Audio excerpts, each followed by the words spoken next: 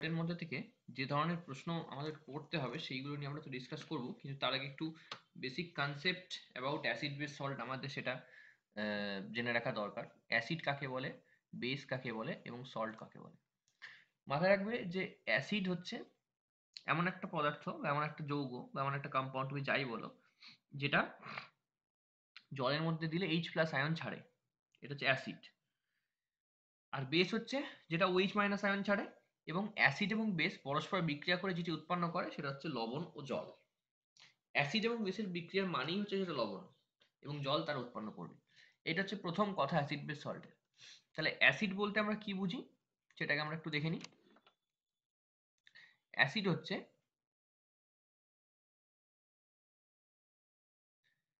যেটা জলীয় দ্রবণে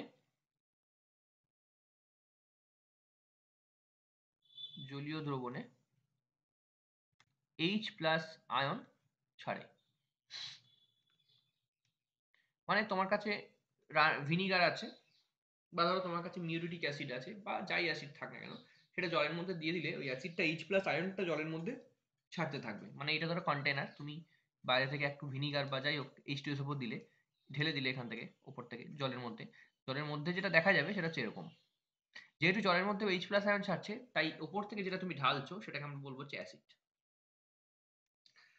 এবং অ্যাসিড হতে গেলে এর কিছু প্রপার্টিজ আছে, কিছু ধর্ম আছে, সেগুলো দেখবো।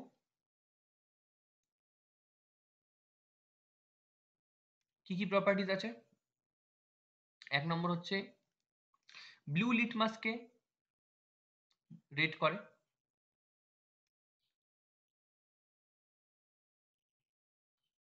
কে রেড করে। নীল রঙের লিটমাস কাগজ হচ্ছে একটা পরীক্ষা করার কাগজ, যেটা অ্যাসিড না বেস। মানে লিটমাস কাগজ নিয়ে গিয়ে তুমি যদি সাবানের উপর রাখো সেটা নীল হবে, আর ভিনিগারের কাছে নিলে সেটা লাল হবে। যদি লাল হয় সেটা অ্যাসিড, আর যদি নীল হয় সেটা বেস। আচ্ছা, ব্লু লিটমাসকে রেড করে। খেতে একটু টক টক, ঠিক আছে। সব অ্যাসিড টেস্ট করা যায় না, কিন্তু ইন জেনারেল টক হয়।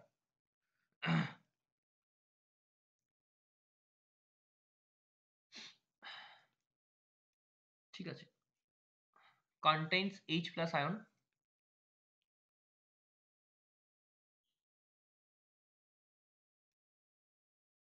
আয়নস।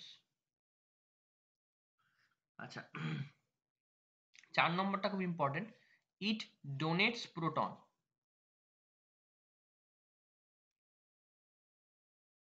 ব্যাপারটা কেমন দেখো, প্রোটন মানে কি? Positive charge. তাহলে জলে যখন দিচ্ছে এইচ প্লাস, মাথায় কি পজিটিভ আছে, তাই জন্য আমরা বলবো ইট ডোনেটস প্রোটন। ঠিক আছে, বেশ। ইট ডোনেটস প্রোটন।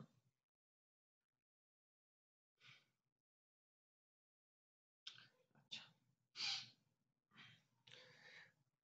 আর আরেকটা হচ্ছে আমাদের ইন্ডিকেটর থাকে, যেরকম আমরা বললাম যে ব্লু লিটমাস যেটা, সেটাকে যদি লাল করে দেয় সেটা হচ্ছে অ্যাসিড। আরেকটা আমাদের ইন্ডিকেটর আছে। আমাদের 3 ধরনের ইন্ডিকেটর নিয়ে এখানে কাজ করবো আমরা। একটা লিটমাস কাগজ, একটা মিথাইল অরেঞ্জ, একটা ফিনাইল। তো এবার আমরা যে ইন্ডিকেটরটার কথা বলছি সেটা হচ্ছে মিথাইল অরেঞ্জ। এটা একটা ইন্ডিকেটর। এই ইন্ডিকেটরটা যদি আমি রাখি এবং তার মধ্যে যদি অ্যাসিড ঢালি, সেই ইন্ডিকেটরটার কালারটাকে সে পিঙ্ক করে দেবে। ঠিক আছে। ইট টার্নস মিথাইল অরেঞ্জ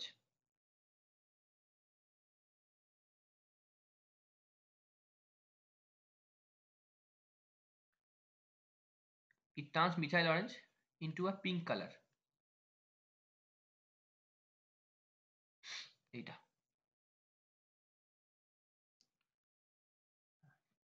আচ্ছা, ইট ডোনেটস প্রোটন এবং অ্যাকসেপ্টস ইলেকট্রন। এটা লুইস কনসেপ্ট। ঠিক আছে। ডোনেটস প্রোটন, এই যে থিওরিটা আমি বললাম এখানে,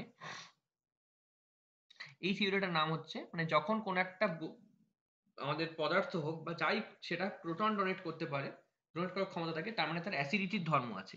এই তত্ত্বটা বলে হচ্ছে ব্রনস্টেড লাউরির তত্ত্ব। অ্যাসিড সম্পর্কে ব্রনস্টেড লাউরির তত্ত্ব কি?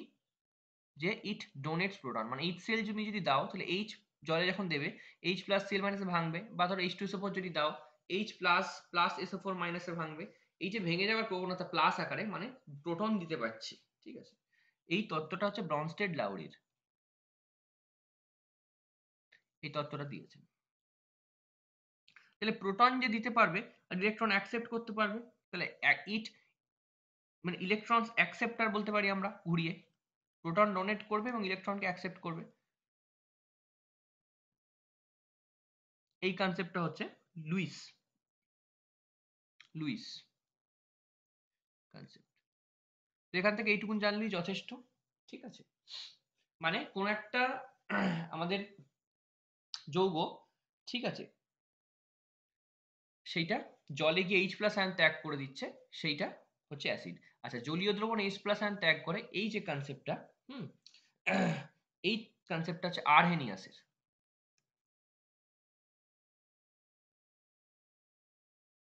আরহেনিয়াসের তাহলে তিনটে সায়েন্টিস্ট, কেমিস্ট, তাদের তিনটে তত্ত্ব বোঝা গেল।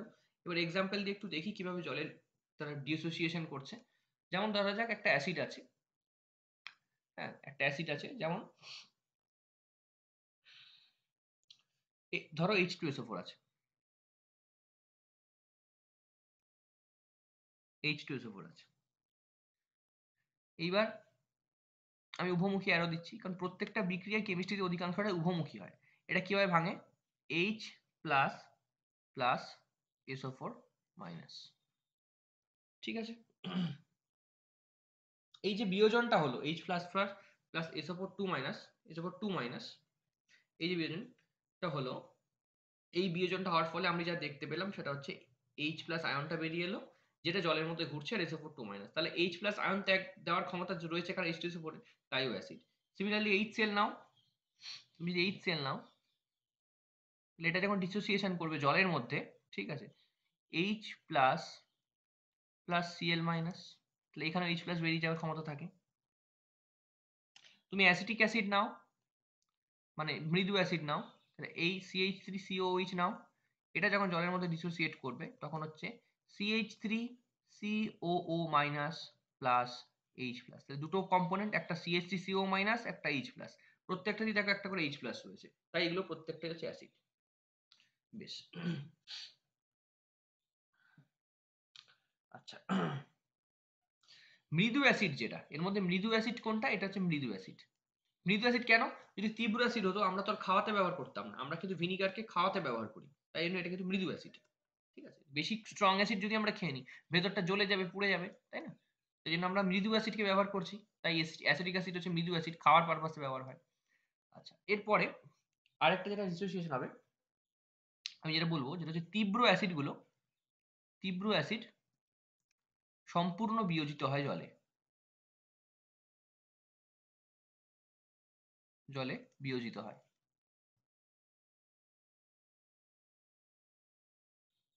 আর মৃদু অ্যাসিড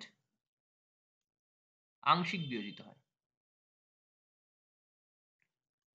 আংশিক বিয়োজিত হয়। আচ্ছা, উৎস অনুসারে অ্যাসিড দুই প্রকার। যদি উৎস অনুসারে অ্যাসিডের ভাগ করি,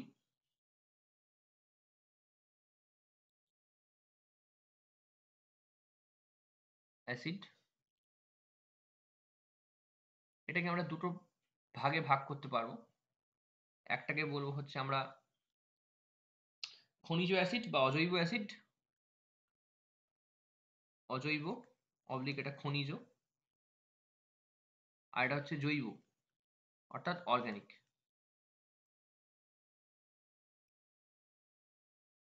ঠিক আছে। এই হচ্ছে মেন ভাগ। অজৈব অ্যাসিড বা খনিজ অ্যাসিড কোনগুলো? তার মধ্যে উদাহরণ হচ্ছে HCl, H2SO4, H3PO3, phosphoric acid, H3PO4, sorry PO3 না, PO4, এইগুলো হচ্ছে অজৈব অ্যাসিড। জৈবের মধ্যে কোন কোন অ্যাসিডগুলো রয়েছে? জৈবের মধ্যে হচ্ছে ফর্মিক অ্যাসিড, HCOOH, যেটা পিঁপড়ের হুলে থাকে, ভিনিগার মানে অ্যাসিটিক অ্যাসিড, এবং আরো আছে, ধরো আমরা এরকম লিখছি বেঞ্জোইক অ্যাসিড, মানে হচ্ছে C6H5COOH, প্রত্যেকটা এইগুলো। আচ্ছা, কি করে বুঝবো কোনটা জৈব কোনটা অজৈব? সহজ উপায় আছে। জৈব অ্যাসিডে সবসময় হাইড্রোজেন, কার্বন আর অক্সিজেন থাকবে, হাইড্রোজেন, কার্বন আর অক্সিজেন, এর বাইরে কিছু থাকবে না। মানে CHO দিয়ে যে অ্যাসিডগুলো তৈরি হবে শুধু সেগুলোই কিন্তু হচ্ছে জৈব অ্যাসিড। আর অজৈব অ্যাসিডের মধ্যে হচ্ছে হাইড্রোজেন তো থাকবেই, ক্লোরিন, সালফার, ফসফরাস যাবতীয় আমাদের যে পর্যায় সারণীতে যে মৌল আছে সেগুলো যা খুশি দিয়েই থাকতে পারে। কিন্তু যখন জৈবের কথা বলবো সেখানে হাইড্রোজেন, কার্বন আর আমাদের অক্সিজেনই থাকবে। আচ্ছা, একটা অ্যাসিড আছে সেটা হচ্ছে কার্বনিক অ্যাসিড H2CO3, আমি সবুজ দিয়ে লিখছি। এই অ্যাসিডটাতে হাইড্রোজেন, কার্বন, অক্সিজেন হওয়া সত্ত্বেও এ কিন্তু অজৈব। ঠিক আছে, এ কিন্তু অজৈব। এটা একটা এক্সেপশন, মনে রাখবো H2CO3 কিন্তু অজৈব অ্যাসিডের মধ্যেই পড়ে। ঠিক আছে, বাকি দেখো হাইড্রোক্লোরিক অ্যাসিড অজৈব, কারণ হাইড্রোজেন আর ক্লোরিন চলে এসছে। কিন্তু যখন তুমি ভিনিগারের কথা বলছো, হাইড্রোজেন, কার্বন, অক্সিজেন এইগুলোর মধ্যেই ঘোরাফেরা যখন করবে তখন সেগুলো সব জৈব। ঠিক আছে, আর এগুলো বাদ দিয়ে যা যা গুলো রয়েছে সেগুলো সব অজৈব। কিন্তু কমন ফ্যাক্টর কি দুটোর মধ্যেই? সবগুলোতেই দেখো H প্রেজেন্ট আছে, হাইড্রোজেনটা থাকতেই হবে। বাকি যা কিছু আলাদা হতে পারে কিন্তু হাইড্রোজেন থাকতেই হবে। এই যে জায়গাটা, এই তবেই তো ও অ্যাসিড, নাহলে হাইড্রোজেনটা H প্লাসটা ছাড়বে কি করে? হাইড্রোজেন থাকলে তবেই H প্লাস ছাড়তে পারবে। সেরকম জৈব এবং অজৈবর মিলটা কোথায়? দুজনের ক্ষেত্রে এই হাইড্রোজেনটা থাকবে। কারোর ক্ষেত্রে ক্লোরিন আছে, কারোর ক্ষেত্রে ফসফরাস আছে, এরকম বিষয়টা। আর জৈবর ক্ষেত্রে হাইড্রোজেন, কার্বন আর অক্সিজেন থাকবে। এই হচ্ছে আমাদের উৎস অনুসারে অ্যাসিডের ভাগ। এবার হচ্ছে তীব্রতা অনুসারে অ্যাসিডের ভাগ। তীব্রতা তীব্রতা অনুসারে অ্যাসিডের ভাগ যদি আমরা করি সেটা হচ্ছে দুটো। একটা হচ্ছে তীব্র অ্যাসিড, একটা হচ্ছে মৃদু অ্যাসিড। একটা হচ্ছে তীব্র, যেটাকে আমরা বলি স্ট্রং, আর হচ্ছে মৃদু মানে উইক। উইক, এই কটা। তো স্ট্রং অ্যাসিড গুলো কোনগুলো পড়বে? এই যে যে কটা আমি লিখেছি, অজৈবের মধ্যে HCl, H2SO4, HNO3 যা আছে এগুলো সব হচ্ছে তীব্রর মধ্যে পড়বে। আর মৃদুর মধ্যে কোনগুলো পড়বে? মৃদুর মধ্যে পড়বে হচ্ছে CH3COH, HCOH, HCN যা আছে সেগুলো সব মৃদুর মধ্যে পড়বে। ঠিক আছে, এই গেল হচ্ছে তীব্রতা অনুযায়ী ভাগ, এই গেল হচ্ছে উচ্চতা অনুযায়ী ভাগ। ঠিক আছে। আচ্ছা, তাহলে আমাদের এতক্ষণ পর্যন্ত আমরা অ্যাসিডটা বুঝলাম। এবার অ্যাসিডের আরো কিছু আমাদের ভাগ আছে, সেগুলো আমাদের দেখতে হবে পরপর। কিছু অ্যাসিড আছে এবং তাদের কোথায় কোথায় তাদের উৎস, সেইগুলোকে আমরা একটু পড়ে নিই, অ্যাসিড এবং তাদের উৎস। তারপর আমরা ক্ষারটা পড়বো। ঠিক আছে, এবার অ্যাসিড ও তার উৎসগুলো একটু দেখি। আচ্ছা, নেম অফ অ্যাসিড,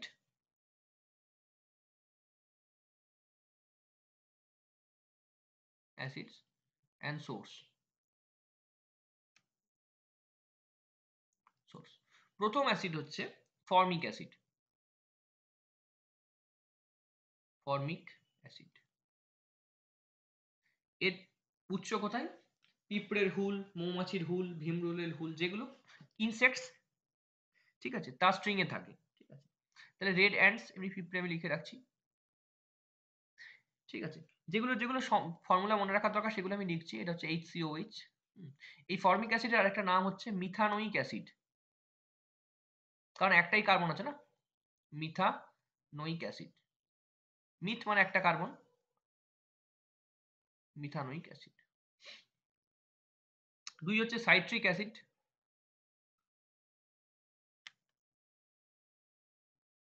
এটা কোথায় পাওয়া যায়? লেবুতে, লেমন এবং অরেঞ্জ।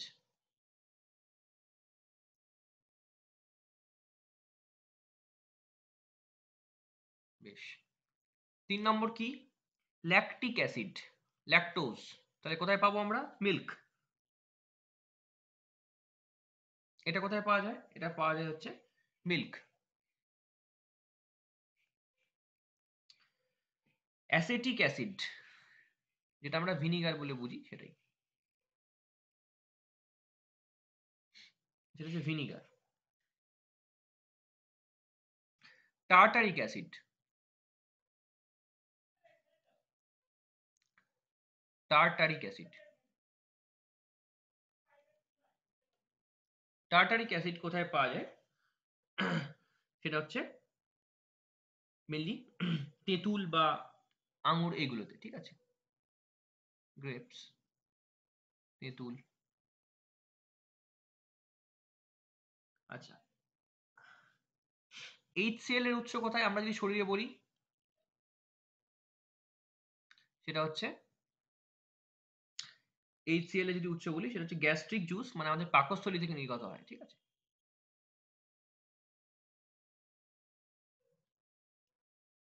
আচ্ছা, uric acid, urea, urine of mammals, মূত্রের সাথে পাওয়া যায়, ম্যামালস।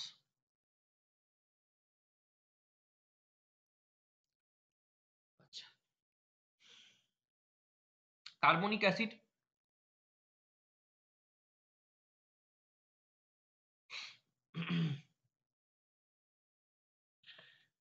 কার্বনিক অ্যাসিড এটা হচ্ছে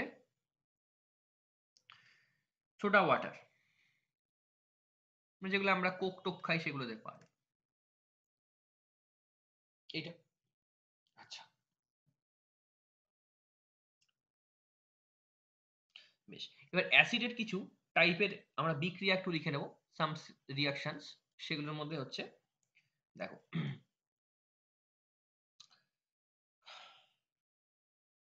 একটা পয়েন্ট করে আমরা লিখে নেব, সেটা হচ্ছে যে অ্যাসিড ধাতব অক্সাইড বা হাইড্রো অক্সাইডের সঙ্গে বিক্রিয়া করে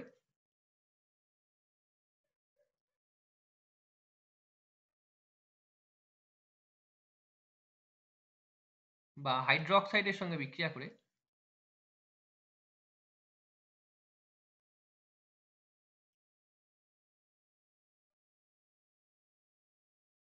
বিক্রিয়া করে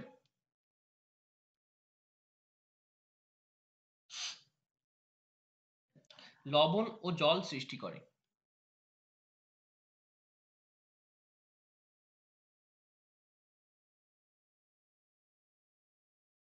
যেমন ধরো অ্যাসিড ধাতব অক্সাইডের সঙ্গে বিক্রিয়া করবে, ধাতব অক্সাইড, তাই তো? তার মানে NaOH অক্সাইড, তাহলে অ্যাসিডটা নাও HCl। ধাতব অক্সাইড একটা ক্ষার নাও, সোডিয়াম হাইড্রো অক্সাইড, ভালো লেভেলের তীব্র ক্ষার। বিক্রিয়া করলে যেটা তৈরি হবে কি হবে, সেটা হচ্ছে, এটাকে যদি আমি ডিসোসিয়েট করি সেটা ভাঙবে হচ্ছে H প্লাস প্লাস Cl মাইনাসে। আর এখানে যদি যেটাকে ভাঙি তাহলে Na plus plus OH minus ভাঙবে, এই তো? তাহলে এই এই Na প্লাস যেটা রয়েছে এইখানের যে Cl মাইনাস একে ধরে নেবে, তাহলে তৈরি করবে হচ্ছে NaCl, খাদ্য লবণ। কারণ আমি বলেছি অ্যাসিড ও ক্ষার পরস্পর বিক্রিয়া করে লবণ ও জল তৈরি করে, তাহলে Na প্লাস Cl মাইনাস কে ধরে নিল। আর OH আর H, তাহলে কটা H? একটা H, দুটো H, তাহলে দুটো H মানে H2, আর একটা অক্সিজেন আছে মানে O, তাহলে NaCl প্লাস H2 এই বিক্রিয়া তৈরি করবে। তাহলে HCl প্লাস NaOH বিক্রিয়া করে তৈরি হয় NaCl প্লাস H2। সিমিলারলি যদি ধাতব কার্বনেট বা বাইকার্বনেটের সঙ্গে বিক্রিয়া করে, একইভাবে যদি ধাতব কার্বনেট বা বাইকার্বনেটের সঙ্গে বিক্রিয়া করে,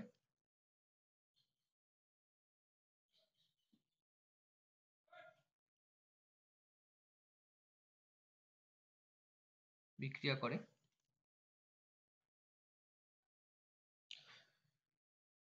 তখন সেক্ষেত্রে কিরকম, ধরো কার্বনেট যদি হয় তাহলে Na2CO3, সোডিয়াম কার্বনেট, তার সঙ্গে HCl যদি বিক্রিয়া করে তাহলে কি পাবো আমরা? আমরা পাবো হচ্ছে NaCl plus carbon die oxide plus জল, এটা কার্বনেট। আর যদি বাইকার্বনেট হয় তাহলে NaHCO3 এর সঙ্গে বিক্রিয়া করবে, তার সঙ্গে বিক্রিয়া করে কি করবে HCl? সিমিলারলি একই জিনিস, NaCl plus CO2 plus H2O, এইটা বিক্রিয়া করবে। তাহলে এই যতটা আমি বললাম সেইগুলো হচ্ছে অ্যাসিড সম্পর্কে মেন ধারণা। অ্যাসিড কি, অ্যাসিডের কোন কোন কেমিস্ট তত্ত্ব দিয়েছে, অ্যাসিড কোথা থেকে, তার সোর্স কি হয়, কিভাবে বিক্রিয়া করে, সেগুলো ক্ষারের সঙ্গে কি করে বিক্রিয়া করে, এটা হচ্ছে তার ভাগ। এইটা হচ্ছে আমার অ্যাসিড, ঠিক আছে? এবার অ্যাসিডের পরে যে আমি টপিক গুলোতে আসবো সেগুলোতে আমি পরে পরে আমি সবই বলবো, কোন কোন অ্যাসিডে কি কি টপিক আমাকে পড়তে হবে। এরপরে আমি অ্যাসিডের কিছু আরো ভাগ, সেগুলো আমাদের অল্প অল্প করে দেখতে হবে এবং সেগুলোকে জানতে হবে। এবার কিছু ইম্পর্টেন্ট অ্যাসিড আছে, হ্যাঁ, সেই অ্যাসিডগুলোর নাম এবং সেই অ্যাসিডগুলো সম্পর্কে আমাদের আরেকটু অবগত হতে হবে। সেগুলোকে আমরা একটু আগে লিখে নিই। অ্যাসিড চ্যাপ্টারটাই বড়, বেস এবং সল্ট খুবই ছোট চ্যাপ্টার, ঠিক আছে, সেটা করলে আমাদের মোটামুটি হয়ে যাবে। আচ্ছা, এরপরে আমরা যেটা দেখব সেটাকে বলবো হচ্ছে হাইড্রোক্লোরিক অ্যাসিড এবং এর টাইপটা কি এবং এর কি কি নাম আছে, কোথায় আছে, এগুলো সব আমরা দেখে নেব। একটু HCl সম্পর্কে আগে আমরা একটু পড়ে নেব। প্রথম HCl, হাইড্রোক্লোরিক অ্যাসিড, ঠিক আছে।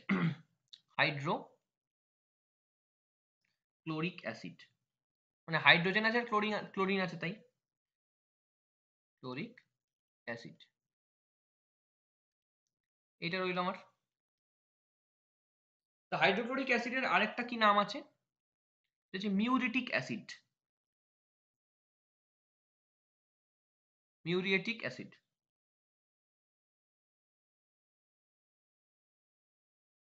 এটা কোথায় মেনলি আমাদের বাথরুম পরিষ্কারের কাজে লাগে, বাথরুম ক্লিনিং এজেন্ট কাজে লাগে। আচ্ছা আচ্ছা, এবং এটাকে পিকলিং এজেন্টও বলে, পিকলিং এজেন্ট, পিকলিং এজেন্ট বলে। আচ্ছা, এটা কি ধরনের অ্যাসিড? এটা হচ্ছে মিনারেল অ্যাসিড, অ্যাসিড এটা। তো এই হচ্ছে আমাদের HCl। এরপরে যেগুলোতে আমরা আসবো সেগুলো সম্পর্কে একটু বলি। মেন ইম্পর্টেন্ট সেটা হচ্ছে নাইট্রিক অ্যাসিড, HNO3, খুব ইম্পর্টেন্ট, সেটা সম্পর্কে আমরা দেখব।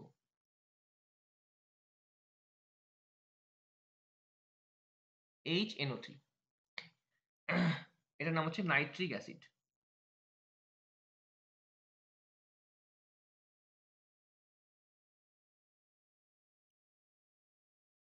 নাইট্রিক অ্যাসিড কি কাজে ব্যবহার হয় এবং এটা হচ্ছে, এইগুলো কিন্তু প্রত্যেকটা হচ্ছে খুব স্ট্রং অ্যাসিড, হ্যাঁ, যখনই স্ট্রং অ্যাসিড হয় সেগুলো হাতে পড়লে বা শরীরের কোনো অঙ্গে যদি পড়ে সেটা পুড়িয়ে দেয় আমাদের অঙ্গটাকে, এতটাই মানে স্ট্রং, ঠিক আছে।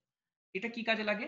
প্রথম হচ্ছে TNT, TNT বা ট্রাইনাইট্রোটলিউন বানাতে কাজে লাগে, ট্রাইনাইট্রোটলুইন বানাতে কাজে লাগে, TNT বানাতে কাজে লাগে। আর কি কাজে লাগে নাইট্রিক অ্যাসিড? সেটা হচ্ছে dynamite, making of dynamite, in making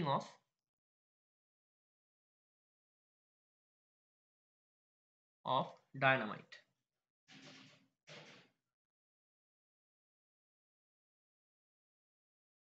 এইটা বানাতে কাজে লাগে।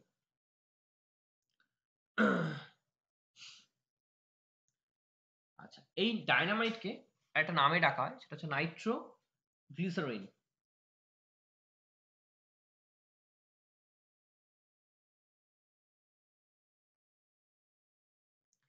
এটার আরেকটা নাম আছে নোবেলস অয়েল,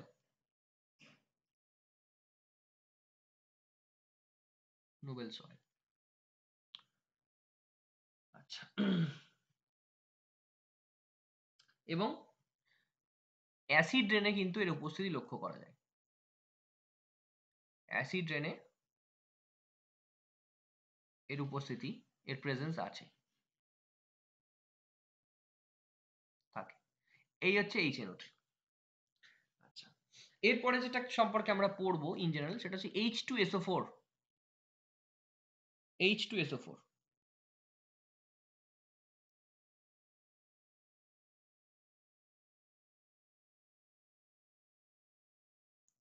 H2SO4 এটাও strong acid.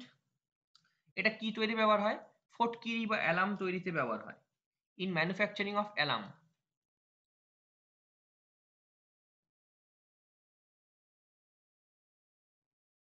Manufacturing of alarm.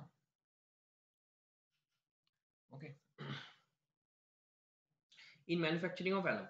আর হচ্ছে যেটা পরীক্ষায় প্রশ্ন দেয় সেটা হচ্ছে আমাদের ইনভার্টারের ব্যাটারি বা লেড অ্যাসিড ব্যাটারি যেটা সেখানে ব্যবহার হয়। ইন লেড অ্যাসিড ব্যাটারি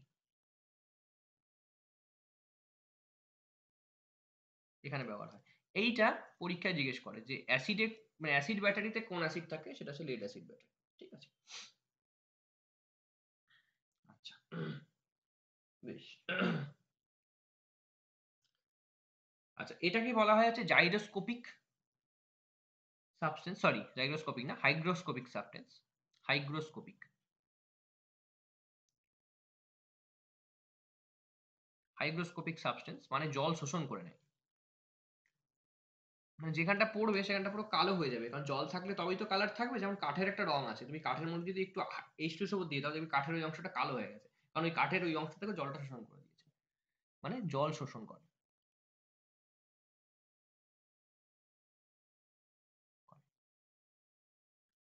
এইগুলো। আচ্ছা, এরপরে যেটা আমরা জানবো সেটা হচ্ছে boric acid. Boric acid boric acid এর সংকেত হচ্ছে H3BO3। H3BO3 এটা হচ্ছে বোরিক অ্যাসিড। এটা কি কাজে লাগে? এর একটাই কাজ মনে রাখবে, সেটা হচ্ছে antiseptic.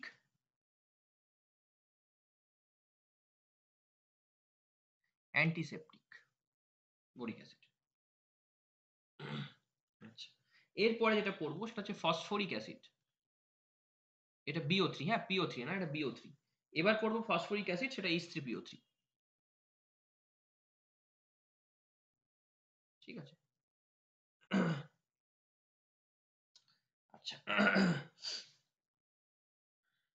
Phosphoric acid H3PO4, boric acid PO3 আর ফসফরিক অ্যাসিড PO4। H3BO3 হলে বোরিক অ্যাসিড আর H3PO4 হলে ফসফরিক অ্যাসিড। লিখে নাও ফসফরিক অ্যাসিড। এটা কিসে ব্যবহার হয়? Mainly fertiliser. আচ্ছা, সাইট্রিক অ্যাসিড যেটা, এটা তো পাওয়া যায় তুমি জানো কোথায়? হুম, সেটা হচ্ছে লেবুতে, সেটা আমি আর লিখছি না। আচ্ছা, এবার হচ্ছে ascorbic acid. Ascorbic acid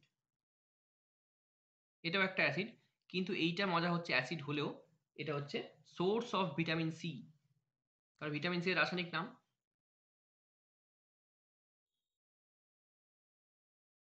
vitamin C.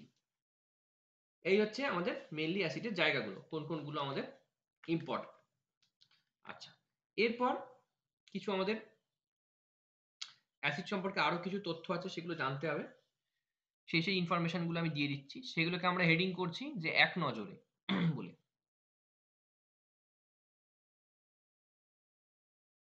এক নজরে জাস্ট পরীক্ষার সময় ইম্পর্টেন্ট জায়গাগুলো যাতে আমরা আহ, লিখে নিতে পারি সেইগুলো। কিছু অ্যাসিড নাম তুলে দিতে পারে এটা কি, বা কিছু গ্যাস দিতে পারে সেটা কি। ঠিক আছে, বেশ। প্রথম যেটা হচ্ছে আমরা যেটা পড়বো সেটা হচ্ছে H2SO3। H2SO3 এর নাম কি? এর নাম হচ্ছে সালফিউরাস অ্যাসিড। সালফিউরাস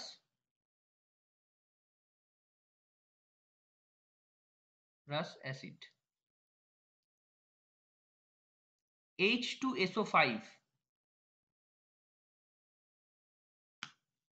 এর কি নাম? এর নাম হচ্ছে ক্যারস অ্যাসিড। ক্যারস অ্যাসিড। আচ্ছা, H2S2O7। S2O7 এর কি নাম? এর নাম হচ্ছে ওলিয়াম। আচ্ছা, H2S2O8 এর কি নাম? পার ডাইসালফিউরিক অ্যাসিড।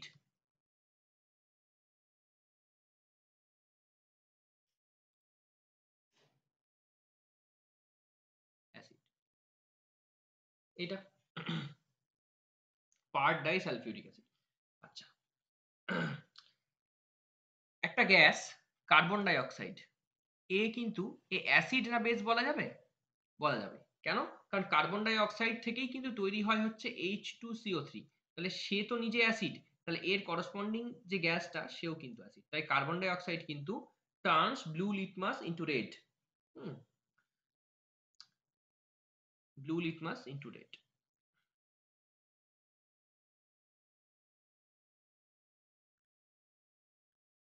হলো? আচ্ছা।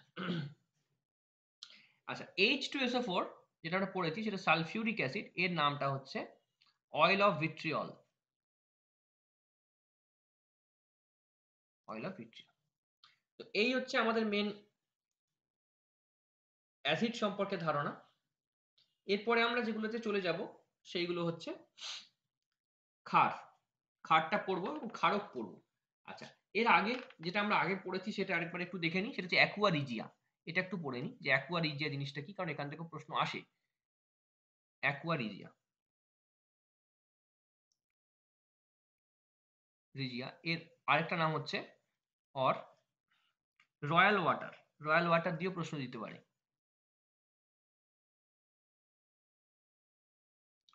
এভাবে কোয়েশ্চেনটা দিতে পারে। তাহলে অ্যাকুয়া রিজিয়া আর রয়্যাল ওয়াটার এর নাম, এই দুটো জিনিসটা কি? একটা গ্লাস থাকবে, তার মধ্যে অ্যাকুয়া রিজিয়া আছে। যদি তোমাকে বলা হয় এটার মানে কি, সেই গ্লাসের মধ্যে 3 অণু HCl আছে গাঢ়, তার সঙ্গে 1 অণু HNO3 আছে, এটা হচ্ছে গাঢ়। এই দুটো জিনিসের মিশ্রণের ফলে যেটি তৈরি হবে তার নাম হচ্ছে অ্যাকুয়া রিজিয়া। অ্যাকুয়া রিজিয়ার কাজ কি? সোনা গলাতে কাজে লাগে। সোনা, প্ল্যাটিনাম, এগুলো, হ্যাঁ, সোনা গলাতে কাজে লাগে, মেনলি সোনা কাজে লাগে। এই হচ্ছে অ্যাকুয়া রিজিয়া। ঠিক আছে। আচ্ছা। আচ্ছা, ফুড প্রিজারভেটিভ সেটা হচ্ছে সোডিয়াম বেনজয়েট। সোডিয়াম এখানে লেখো এই H2SO4 এর তলায়, যেখানে আমি লিখছি সোডিয়াম বেনজয়েট, সেটা কি? Food preservative.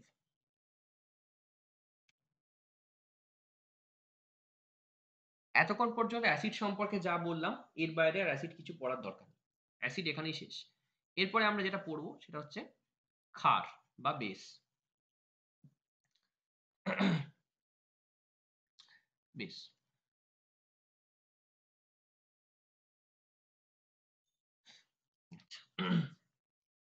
ক্ষার সম্পর্কে আমরা পড়বো এবং এর প্রপার্টি কি এগুলো সব দেখবো পরপর। সেগুলো আমরা বুঝবো, ক্ষার কি বিষয়গুলো। ঠিক আছে। যে সকল ধাতব অক্সাইড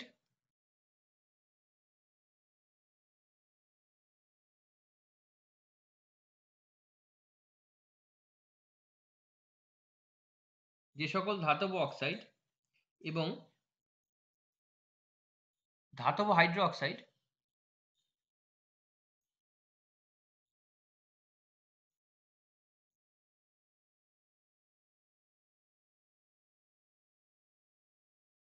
জলীয় দ্রবণে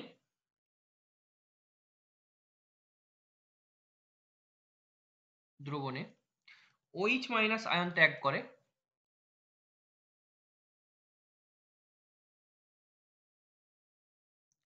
তাদের ক্ষার বলা হয়।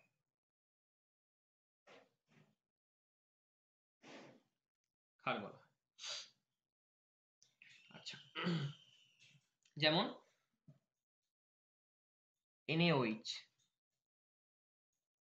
KOH, CaOH2, এগুলো প্রত্যেকটাই হচ্ছে ক্ষার। এর প্রপার্টিজ কি? আচ্ছা, এই যে OH মাইনাস আয়ন ত্যাগ করে, এই যে কনসেপ্টটা আমরা বললাম, এই কনসেপ্টটা হচ্ছে এখানে যেটা বললাম, এটা হচ্ছে আরহেনিয়াসের ক্ষারের কনসেপ্ট, আরহেনিয়াসের তত্ত্ব।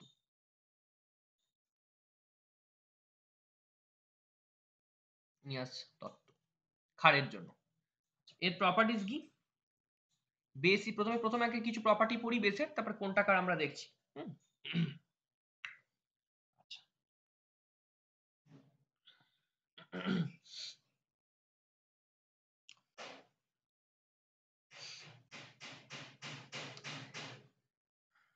এটা হচ্ছে বেস হচ্ছে কি bitter taste, bitter in taste. আচ্ছা, টার্নস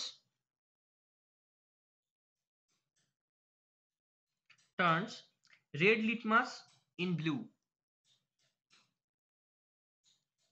আমি বাংলা ইংরেজি মিশিয়ে লেখাচ্ছি, নোটটা সুবিধা হবে। In blue. আচ্ছা, 3 নম্বর হচ্ছে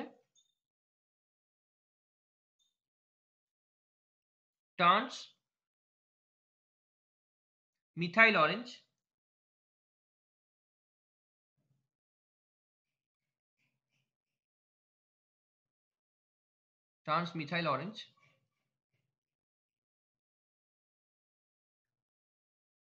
ইনটু ইয়েলো। মানে আমাদের বাথরুমে যে সাবান রাখা থাকে সেটা যদি মিথাইল অরেঞ্জের মধ্যে দিয়ে দিই, মিথাইল অরেঞ্জের কালারটা হলুদ হয়ে যাবে। বাড়িতে যে ভিনিগার আছে সেটা নিয়ে গিয়ে মিথাইল অরেঞ্জের মধ্যে দিয়ে দিলে পিঙ্ক হয়ে যাবে। ঠিক আছে, এইটা।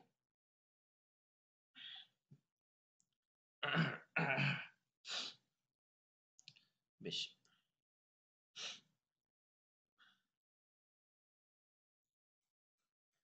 আচ্ছা, এরপরে মেন হচ্ছে এটা এই OH মাইনাস আয়ন ত্যাগ করে, এবং এটা কি বলবো আমরা, যেমন এর ক্ষেত্রে বলেছিলাম ইট ডোনেটস প্রোটন, এটা হচ্ছে ইট ডোনেটস ইলেকট্রন, ব্রনস্টেড লাউরিক তত্ত্ব। কারণ ইলেকট্রন কেন মাইনাস দিচ্ছে, যে এই যে জলের মধ্যে গিয়ে মাইনাস, ইজ ডোনেটস ইলেকট্রন, এটা ব্রনস্টেড লাউরি।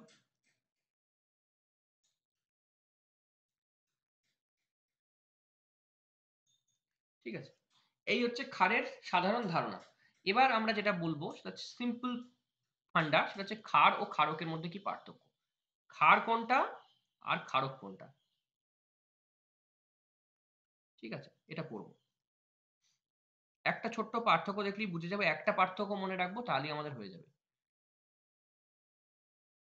ক্ষার হচ্ছে যেটা জলে দ্রাব্য, মানে তোমার কাছে একটা ক্ষার আছে, তুমি জলে দিলে গুলে গেল, এটা হচ্ছে ক্ষার, যেটাকে আমরা বলি অ্যালকালি।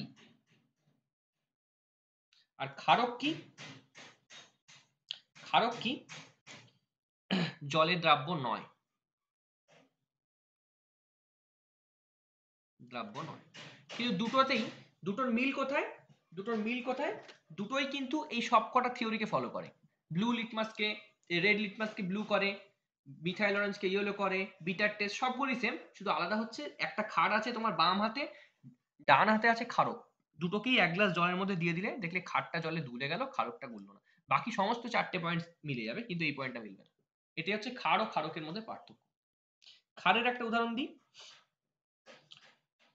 যেমন ক্ষারের ক্ষেত্রে ধরো NaOH, KOH, এগুলো সব জলে গুলে যায়। কিন্তু ক্ষারক যখন তুমি যাবে, যেমন অ্যালুমিনিয়াম LOH হোল থ্রাইস, এইটা এইটা কিন্তু জলে গুলবে না। তার মানে আমরা কি বলবো, সব ক্ষারক জলে দ্রবণীয়, যেসব ক্ষারক জলে দ্রবণীয় সেগুলোই হচ্ছে ক্ষার। মানে সব ক্ষারকই, মানে সব ক্ষারকই ক্ষারক, কিন্তু সব ক্ষারই ক্ষারক নয়, সব ক্ষারকই ক্ষার নয়। ঠিক আছে, মানে এই ক্ষারকগুলোকে আমরা বেস বলতে পারি, কিন্তু জলে গুলবে না।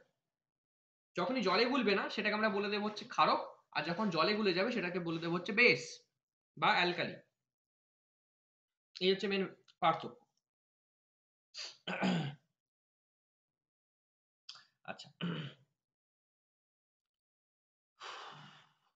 আচ্ছা, এই হলো ক্ষারক ও ক্ষারের মধ্যে পার্থক্য। এবারে আমরা বেসের কিছু প্রপার্টিজে আসছি, তারপর আমরা বাকিটাই বলছি। আচ্ছা, একটা রিয়াকশন দিই ক্ষার এবং ক্ষারকের, তাহলে বুঝতে পারবো। যেমন ধরো NaOH, এটাকে আমি জলে দিয়ে দিলাম, জলে দিয়ে দিলে এটা গুলে যাবে। KOH জলে দিয়ে দিলাম, এটা গুলে যাবে। অন্যদিকে যদি আমি CaOH হোল 2 জলে দিই, এটা কিন্তু গুলবে না। MgOH হোল 2 জলে দিই, গুলবে না। তাহলে এগুলো জলে গুললো না, যেগুলো জলে গুললো না সেগুলো হচ্ছে ক্ষারক, এগুলোকে আমরা বলবো বেস। আর যেগুলো জলে গুলে গেল সেগুলোকে আমরা বলবো হচ্ছে অ্যালকালি। ইংরেজিতে বলে অ্যালকালি বা ক্ষার। ঠিক আছে, এর চেয়ে বাকি সমস্ত সেম, শুধু জলে গুলছে আর জলে গুলছে না, এইটি আমরা বুঝবো। আচ্ছা, ক্ষারের একটা বিক্রিয়া দেখো, যে কোনো একটা ইন জেনারেল একটা বিক্রিয়া দেখো, একই বিক্রিয়া, NaOH দাও একটা ক্ষার, তার সঙ্গে একটা অ্যাসিড দাও জল, বিক্রিয়া করে করবে হচ্ছে NaCl প্লাস জল। একটা ক্ষার এবং অ্যাসিডের বিক্রিয়া একসঙ্গে দেখানো হচ্ছে। আবার ধরো ZnO প্লাস HCl দাও, বিক্রিয়া করবে ZnCl2 plus H2O। Calcium hydroxide দাও, তার সঙ্গে একটা অ্যাসিড দিয়ে দাও H2SO4, ক্ষার দাও আর অ্যাসিড দাও, নিয়ে বিক্রিয়া করো, তাহলে আসবে হচ্ছে CSO4, ক্যালসিয়াম সালফেট আর জল। সবগুলো দেখো লবণ জল লবণ জল, প্রত্যেকটা লবণ জল তৈরি হচ্ছে, মানে অ্যাসিড ও ক্ষারের বিক্রিয়ার ফলে যা তৈরি হয় তা হচ্ছে লবণ ও জল। ঠিক আছে,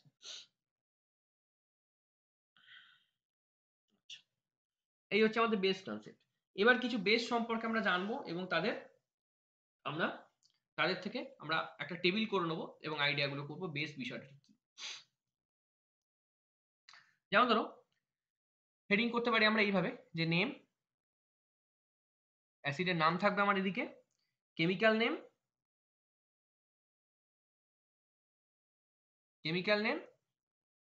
আর এদিকে থাকবে ফর্মুলা আর ইউজ, ফর্মুলা আর ইউজেস। এই হচ্ছে আমার ভাগ। প্রথমে আমরা করছি সোডিয়াম হাইড্রোক্সাইড,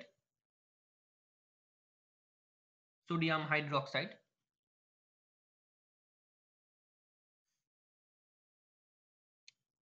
এর কেমিক্যাল নেম কি? কেমিক্যাল নেম হচ্ছে কস্টিক সোডা।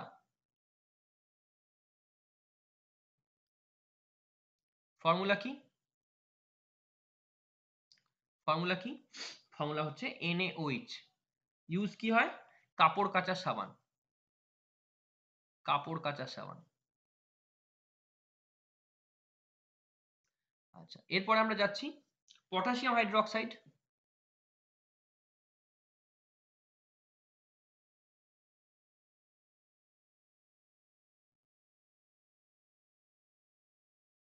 পটাশিয়াম হাইড্রোক্সাইড, এটা হচ্ছে কস্টিক পটাশ কেমিক্যাল নেম। সাংকেতিক ফর্মুলাটা হচ্ছে, সংকেতটা হচ্ছে KOH, এবং এটা হচ্ছে আমরা যে সাবান ইউজ করি, আমরা যে সাবানটা গায়ে মাখার সাবান সেগুলো, ঠিক আছে, গায়ে মাখার সাবান, সাবান, এগুলো মিল। ঠিক আছে, ইউজ তোমাকে বেশি জিজ্ঞেস করবে না। আচ্ছা, এবার হচ্ছে স্লেক্ট লাইম বা ক্যালসিয়াম হাইড্রোক্সাইড।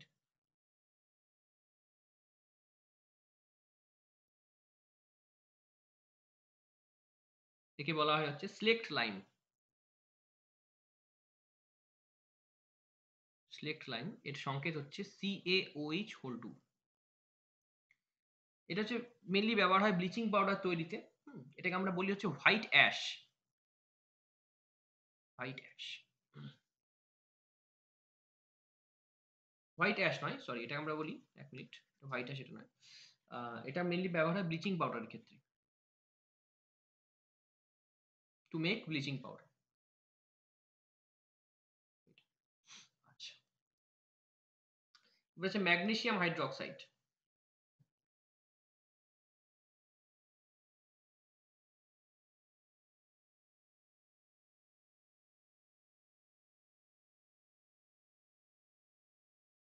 ম্যাগনেসিয়াম হাইড্রোক্সাইড এর এমনি কেমিক্যাল যেটা নেম আছে সেটা মিল্ক অফ ম্যাগনেসিয়া বলা হয়, মিল্ক অফ ম্যাগনেসিয়া।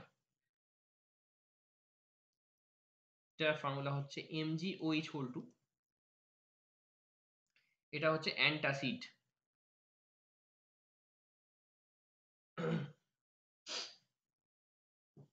অ্যান্টাসিড। এরপর হচ্ছে মেনলি আমাদের একটা যেটা পড়তে হয় সেটা হচ্ছে ওই ভ্যানিশিং কালার, ভ্যানিশিং কালার আমরা আগে পড়েছিলাম ছোটবেলাতে, এটা একটু দেখে নাও, ভ্যানিশিং কালার সেটা হচ্ছে NH4OH, সোডিয়াম হাইড্রোক্সাইড, এই অ্যামোনিয়াম হাইড্রোক্সাইড, তার সঙ্গে আমি ফিনফথিলিন মেশাবো,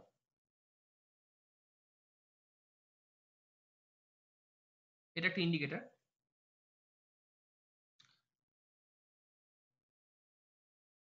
হ্যাঁ, ফিনপথিলিন মেশাবো, তাহলে যেটা পাবো সেটা হচ্ছে ভ্যানিশিং কালার।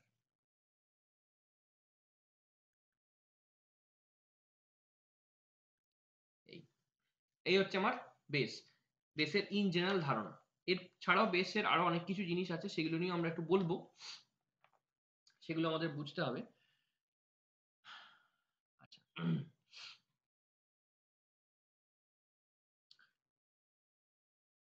আচ্ছা, এরপরে হচ্ছে আমাদের কিছু মেন থিওরি আছে, যেমন ভিনিগার, কোথা থেকে ভিনিগার বলছি, তোমার ইউরিক অ্যাসিড নয়, আমাদের যেটা মাটিতে দেয়, ঠিক আছে, ইউরিয়া, সেইগুলো কিভাবে তৈরি হচ্ছে এইগুলো আমরা সম্পর্কে জানবো। সেটা জানার পর তার সাথে সাথে আমরা কিছু এক্সট্রা জিনিস এখান থেকে শিখে নেবো, সেগুলোতে আমরা আসছি, কি কি জিনিস আমরা এবার শিখবো এখান থেকে। ইন জেনারেল আমরা 80% কভার করে দিয়েছি, ঠিক আছে। এবার আমরা যেটা পড়বো সেটাকে বলা হচ্ছে পিএইচ স্কেল। পিএইচ স্কেল এটা নতুন টপিক, এইটা কেন পড়বো এটার কাজকে আমি বলছি। পিএইচ স্কেল,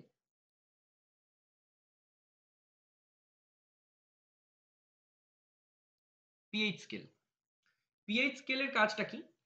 মনে করো এরকম একটা স্কেল আছে, সাপোজ এরকম একটা স্কেল আছে, এই স্কেলের মধ্যে একটা দাগ আছে, এইদিকে একটা দাগ আছে, এরকম দাগ আছে, আমি জাস্ট স্কেলটা বোঝাচ্ছি জিনিসটা, তারপরে আসছি। সিমিলারলি এইদিকেও দাগ আছে,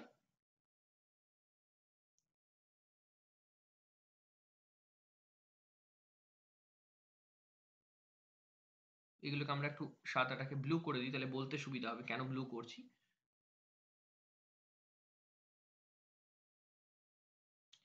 আমরা জানি লাল লিটমাস নীল হলে সেটা বেস, আর নীল লিটমাস লাল হলে সেটা অ্যাসিড, এটা আমরা পড়েছি। এর মধ্যেখানে একটা বাউন্ডারি থাকবে বা একটা কমন এরিয়া থাকবে, যেটা অ্যাসিডও নয় বেসও নয়, যার পিএইচ 0। এবার পিএইচ স্কেল দিয়ে আমরা কি মাপি কোনো একটা বস্তু, সেটা অ্যাসিড বা ক্ষার যাই হোক না কেন, সেটা কত তীব্র অ্যাসিড বা কত তীব্র ক্ষার, এইভাবে তীব্রতাটা বুঝতে পারি যে কতটা সে অ্যাসিডিক, ঠিক আছে, সে আমরা বুঝতে পারি। ধরো আমরা যদি এদিক থেকে এইদিকে মুভ করি, তাহলে আমাদের 1 2 3 4 5 6 7 8 9 10, মোটামুটি 10 অব্দি আমরা রাখছি।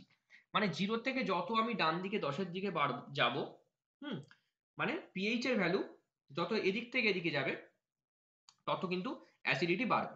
এবার ইন জেনারেল আমরা পড়ি যে পিএইচ 7-এর থেকে বেশি হোক বা 7-এর থেকে কম হোক, তাহলে আমরা এই স্কেলটাকে 0 না করে স্কেলটাকে একদম সিম্পল পাল্টে দিই আমরা একদম 7 থেকে শুরু করি, তাহলে আমাদের সুবিধা হয় 0 না করে। তাহলে স্কেলটাকে আমরা 7 থেকে শুরু করে দিই, তাহলে 7 থেকে যদি আমরা শুরু করি, এইটা হচ্ছে আমার 7, পিএইচ 7, পিএইচ 0 না, পিএইচ 7, আমি একটু বলতে ভুল করেছি, ঠিক আছে। 7 8 9 10 11 12 13 14, মোটামুটি ইন জেনারেল আমি দেখাচ্ছি 14। তাহলে পিএইচ এই 7 থেকে যত এদিকে বাড়বে, যত ডান দিকে যাবে, তত কিন্তু এর বেসিসিটি অর্থাৎ ক্ষারকীয় নেচার বৃদ্ধি হবে, সে তত বেশি ক্ষার হবে, ঠিক আছে। যেমন বেকিং সোডা 8.4 তার পিএইচ, মানে বেশ ভালো লেভেলের ক্ষার। মিল্ক অফ ম্যাগনেসিয়া প্রায় 10-এর ওপর, এইগুলো। আর যত এই 7 থেকে বাঁ দিকে আসবে, মানে এই 6 5 4 3 2 এইদিকে যত আসবে, মানে এই 7 থেকে বাম দিকে যত আসবে তত তার অ্যাসিডিটি বৃদ্ধি পাবে, মানে সে অ্যাসিডিক নেচারটা বেড়ে যাবে। এই হচ্ছে আমাদের ফান্ডা। তাহলে কোনো একটা বস্তুর আমি যদি দেখতে পাচ্ছি কোনো একটা কম্পাউন্ড তার পিএইচ হচ্ছে 11, তাহলে তাকে আমরা কি বলবো? তাকে বলবো সে হচ্ছে বেস। আর কোনো একটা বস্তু তার পিএইচ হচ্ছে 4, তাকে আমরা কি বলবো? সে হচ্ছে অ্যাসিড। তাহলে আমাদের পরীক্ষায় কি জিজ্ঞেস করবে? যে অ্যাসিড রেনের পিএইচ কত, ব্লাডের পিএইচ কত, আমাদের এইটা কিন্তু জিজ্ঞেস করবে। কিন্তু এই স্কেল সম্পর্কে ধারণা থাকা দরকার।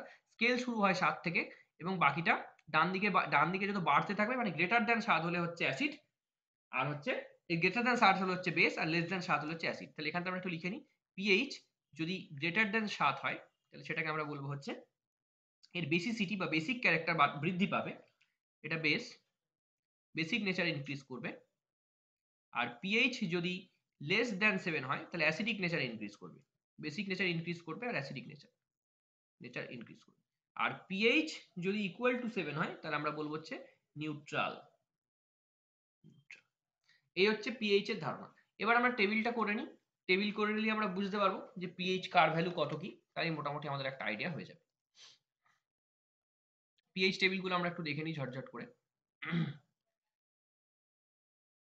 ইন জেনারেল একটা বক্সের মধ্যে করে নিতে পারো খাতায়, তাহলে সুবিধা হবে।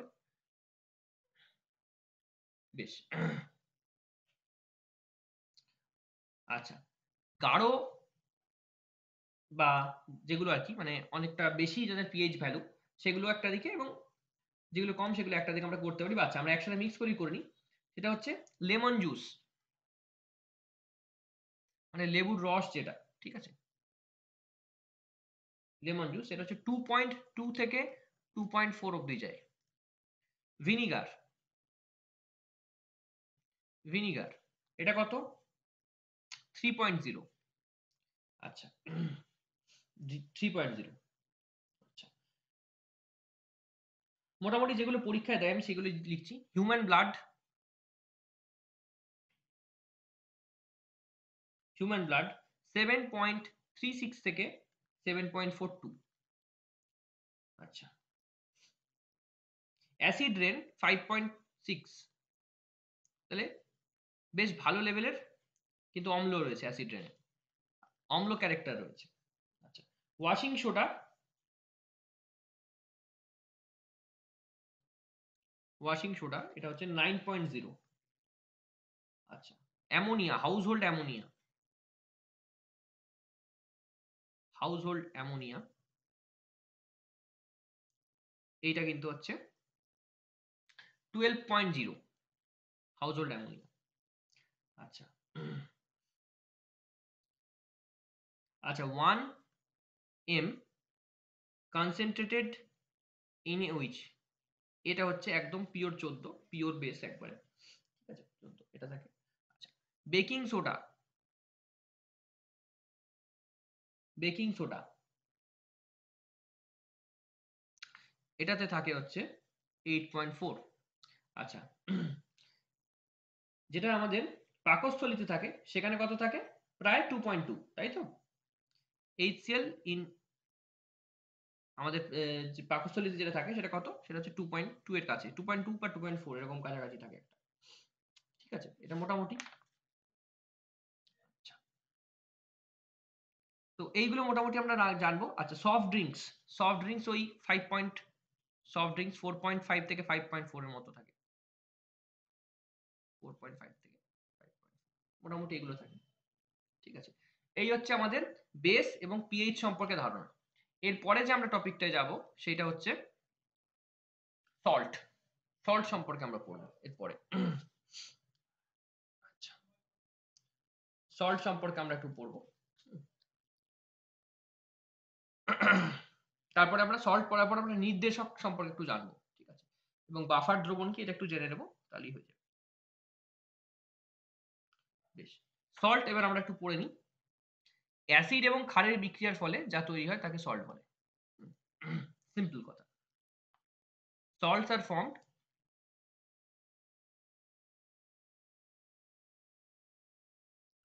are formed by the reaction between acid and base.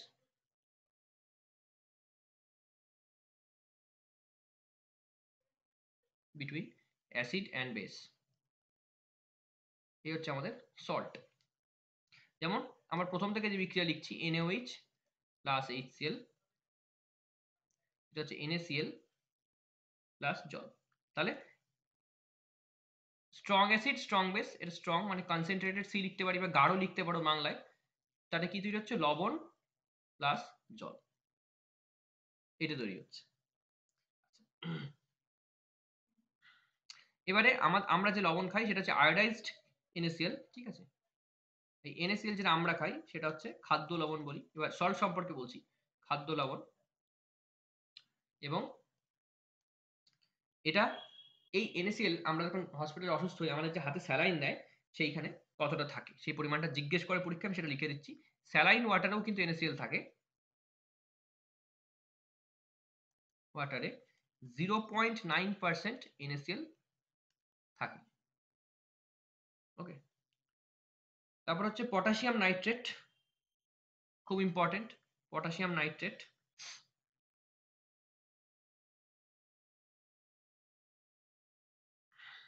Nitrate.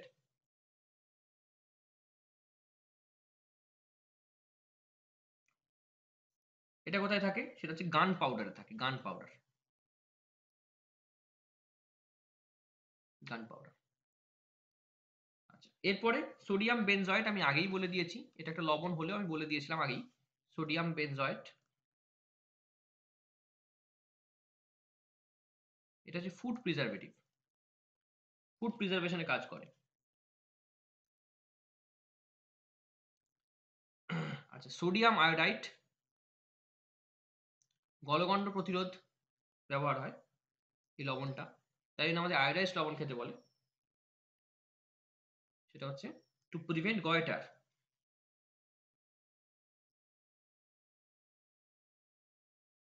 ঠিক আছে। আচ্ছা আচ্ছা, ক্যালসিয়াম কার্বনেট এটাও একটা লবণ, কার্বনেট। এটা কোথায় ব্যবহার হয়? Cement industry. এর আগেরটা কি লিখেছো, সোডিয়াম আয়োডাইডটা? হ্যাঁ, sodium iodide to prevent goitre, মানে গলগণ্ড রোগকে প্রিভেন্ট করে। গয়টার হচ্ছে গলগণ্ড, ঠিক আছে, GOITR। তারপরটা ক্যালসিয়াম কার্বনেট, সিমেন্ট ইন্ডাস্ট্রিতে ব্যবহার হয়। ঠিক আছে, এবার হচ্ছে ক্যালসিয়াম সালফেট, এটা খুব ইম্পর্টেন্ট, ক্যালসিয়াম সালফেট। এইভাবে না লিখে এইভাবে লিখি, ক্যালসিয়াম সালফেট,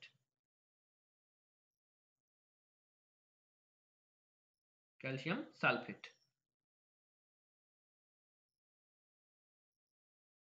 ঠিক আছে, এটা দুটো টার্ম আছে, একটা হচ্ছে প্লাস্টার অফ প্যারিস,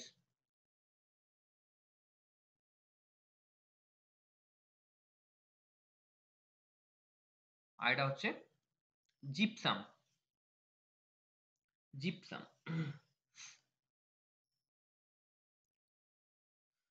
জিপসাম। আচ্ছা, প্লাস্টার অফ প্যারিসের সংকেতটা জিজ্ঞেস করতে পারে, সেটা হচ্ছে 2CSO4.H2, এইভাবে লেখা থাকতে পারে, অর যেটা লেখা থাকতে পারে CSO4.12H2O।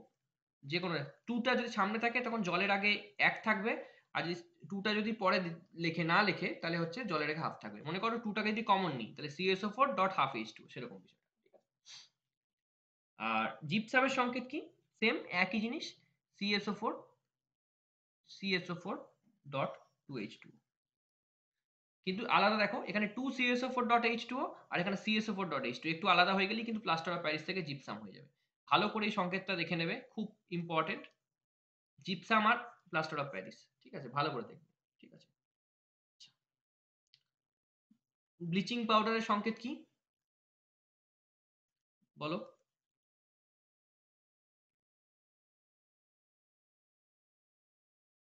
ব্লিচিং পাউডার ঠিক আছে,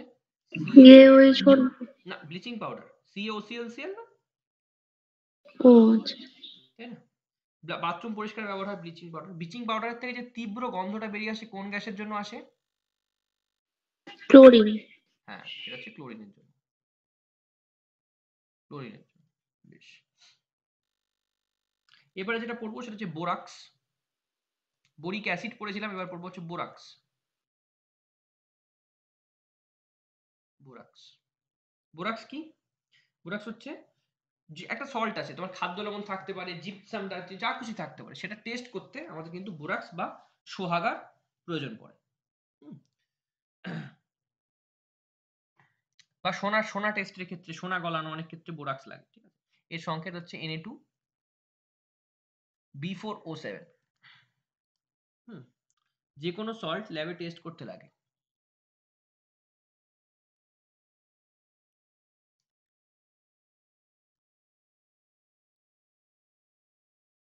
লাগে বোরাক্স। আচ্ছা, এরপরে যেটা পড়বো সেটা হচ্ছে soda lime. Soda lime,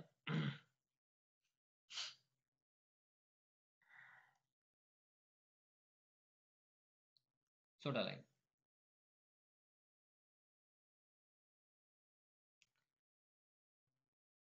soda lime কি? সোডা লাইম হচ্ছে এ mixture of NaOH and CaO, এটাকে বলা হয় সোডা লাইম। ঠিক আছে, এরপরে যেটা পড়বো সেটা হচ্ছে বেকিং সোডা আর বেকিং পাউডার।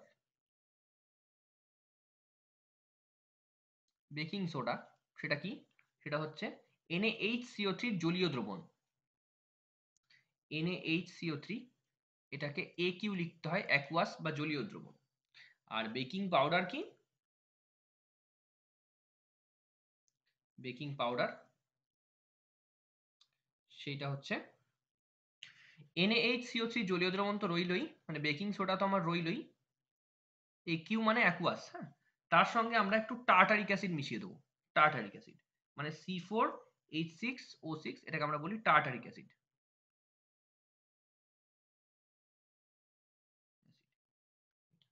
মিশিয়ে দেবো। আচ্ছা, ইস্ট দিলে কেক কেন ফুলে ওঠে? কারণ সেটা কার্বন ডাইঅক্সাইড গ্যাসটা নির্গত করে কেকটার মধ্যে দিয়ে, তাই ফুলে ওঠে। ঠিক আছে, এইটা গেল হচ্ছে আমাদের সল্ট, অ্যাসিড, বেস। এবার কিছু লিটমাসের কালার গুলো কোথা থেকে কি হয় সেগুলো একটু বলে দিই, আর কোন লিটমাস কোথায় ব্যবহার হয় সেটা একটু বলে দিই, তাহলেই হয়ে যাবে মোটামুটি আমাদের। টার্টারিক অ্যাসিডের মানে সংকেতটা একবার বলো। লাগবে না, C4। লাগবে না, লিখে রাখো তাও, C4H6O6। আচ্ছা। আমি জাস্ট এবার নির্দেশক সম্পর্কে একটু বলে দিই। নির্দেশক মানে হচ্ছে অ্যাসিড, বেস, সল্ট, এগুলোকে যদি আমাকে চিনতে হয় তার জন্য নির্দেশক লাগে। মেইনলি আমাদের নির্দেশকের কাজ হচ্ছে অ্যাসিড এবং বেসকে আমাদের চিনিয়ে দেওয়া। ঠিক আছে, প্রথমে হচ্ছে লিটমাস। আচ্ছা, আমরা এদিকে হেডিং করি নির্দেশক,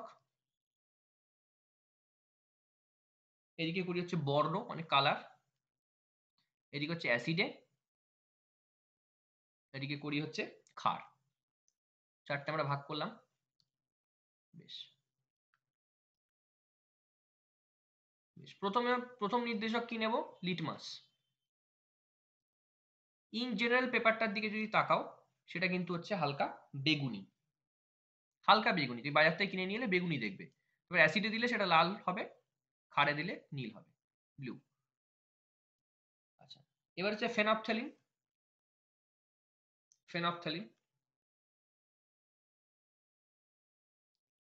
ফেনপথ্যালিন এটা যদি তুমি বর্ণ দেখো, এটা কালারলেস, কোনো কালার থাকে না। দোকান থেকে যদি ফেনপথ্যালিন কিনে নিয়ে আসো, কোনো কালার নেই,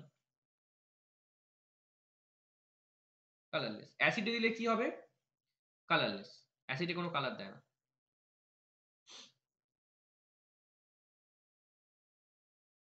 আচ্ছা, ক্ষারে তাহলে কি কালার দেয়? ক্ষারে দেয় হচ্ছে লালচে বেগুনি বা পিঙ্ক, ক্ষারে কিন্তু পিঙ্ক দিয়ে দেয়।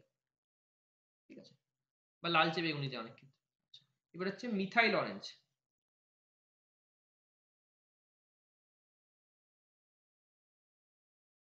মিথাইল অরেঞ্জ, এটা এমনি যদি বাজার থেকে কিনে নিয়ে আসো, ঠিক আছে, সেটা কিন্তু দেখতে হচ্ছে কমলা। যখনই এটাকে তুমি অ্যাসিডে দেবে, তখন সেটা কালার দেবে হচ্ছে লাল, আর ক্ষারে দিলে হলুদ। আচ্ছা, লাল ঠিক না, এটা আমরা বলতে পারি হচ্ছে গোলাপি লাল, গোলাপি লাল। আর যদি তুমি ইয়ে দাও, মিথাইল রেড কিনে আনো, সব কিনতে পাওয়া যায় বাজারে, ঠিক আছে, ল্যাবে দেখবে থাকবে মিথাইল রেড, সেটা ইন জেনারেল দেখতে হচ্ছে কমলা, যদি তুমি অ্যাসিডে দাও তাহলে হচ্ছে লাল, আর ক্ষারে দিলে হলুদ।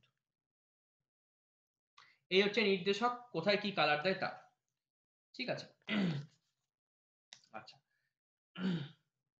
বেশ,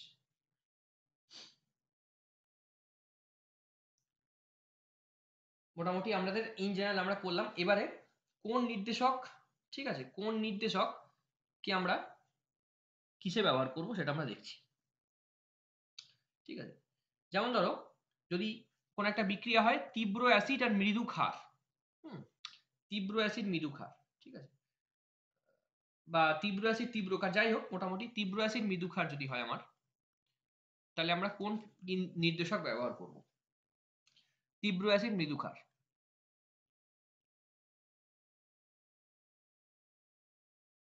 প্লাস মৃদু ক্ষার, এই চারটের মধ্যে যে কোনো ব্যবহার করো, যে কোনো।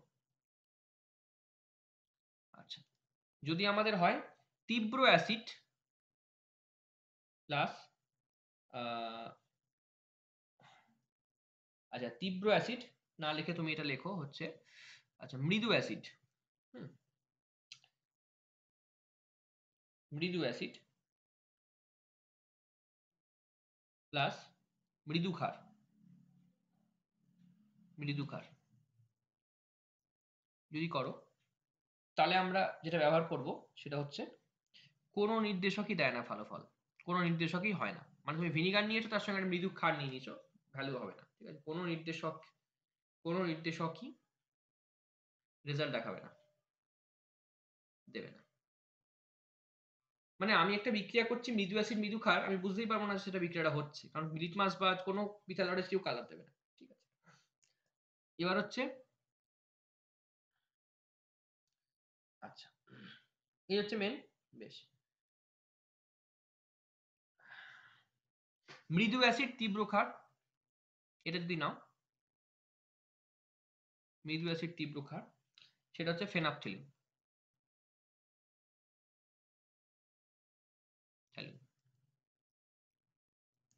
ঠিক আছে। আচ্ছা তীব্র অ্যাসিড মৃদু ক্ষার যেটা আমি বললাম, এটাকে যে কোনো না বলে এটাকে মিথাইল অরেঞ্জ করে দাও, মিথাইল অরেঞ্জ। ঠিক আছে, এই হচ্ছে আমার অ্যাসিড বেস সল্টের ফান্ডা।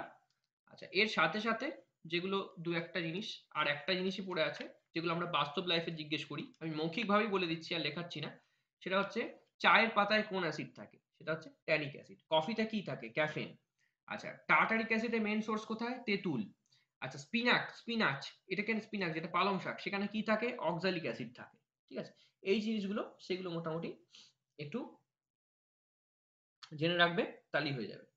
তো এই কটা জিনিস করলে অ্যাসিড বেস সল্ট কিন্তু এন্টায়ার কমপ্লিট। ঠিক আছে।